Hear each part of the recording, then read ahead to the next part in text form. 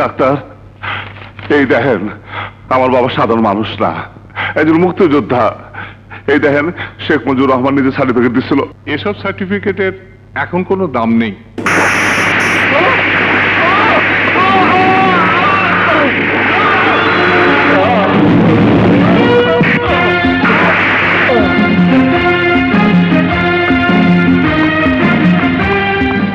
Doctor, মুক্তিযোদ্ধা certificate তুই ফালাই দিলি?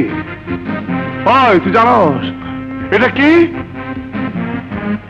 এটা দেশ স্বাধীন হওয়ার দলিল।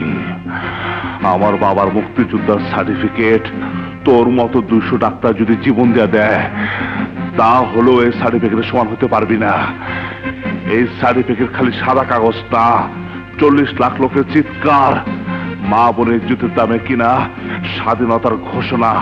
এই সার্টিফিকেট আবার বাবার সংগ্রামের সাক্ষী, বন্দুক দিয়ে খান সেনাকে খতম করার সাক্ষী।